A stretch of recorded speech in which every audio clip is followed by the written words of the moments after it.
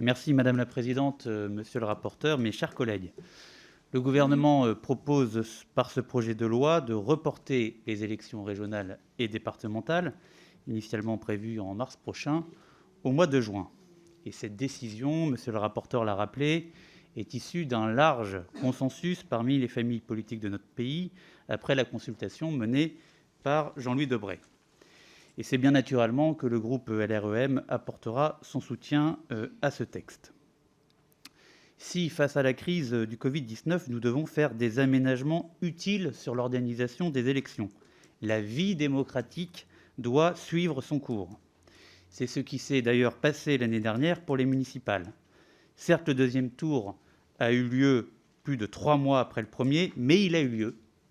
Et c'était déjà au mois de juin, et il a permis d'installer des milliers de conseils municipaux et intercommunaux qui peuvent aujourd'hui agir avec sérénité.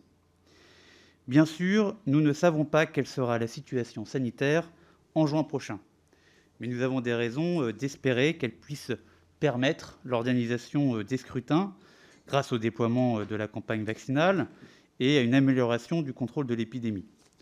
Aussi, une météo plus clémente lors du printemps favorisera la tenue de la campagne électorale, qui sera forcément différente qu'en temps normal et devra privilégier les échanges entre candidats et citoyens en extérieur.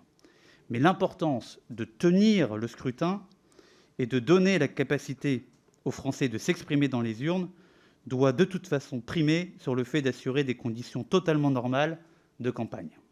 Le texte permet d'ailleurs d'innover en la matière pour compenser, par exemple, la probable impossibilité de tenir des réunions publiques. Nous devons aussi faciliter l'exercice du vote en élargissant ses modalités. Et c'est en suivant cet objectif que nous voterons la possibilité que chaque électeur puisse porter 2 procurations lors de ces élections, comme les sénateurs l'ont voté. Cela doit notamment permettre d'accroître la possibilité pour les personnes vulnérables ou les personnes âgées qui ne souhaiteraient pas se déplacer lors des scrutins de pouvoir voter normalement. Néanmoins, sur ce point, je veux rappeler que le bon déroulement du scrutin et l'élargissement des modalités de vote ne peuvent se faire qu'à condition de pouvoir garantir une absence de fraude et une organisation simple du vote. Nous devons nous attacher à garantir cet équilibre et éviter tout risque d'altérer la sincérité du scrutin ou la perception qu'en auraient les électeurs.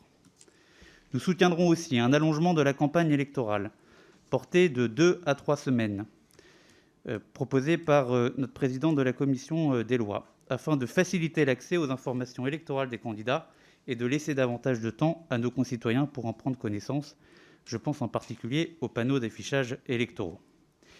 De même, sous réserve de quelques ajustements qui ont été présentés par monsieur le rapporteur, nous voterons la création, proposée par le Sénat, d'une campagne électorale télévisuelle officielle pour les élections régionales, permettant la diffusion de débats sur les chaînes et antennes régionales, à l'image de ce qui existe pour les élections nationales.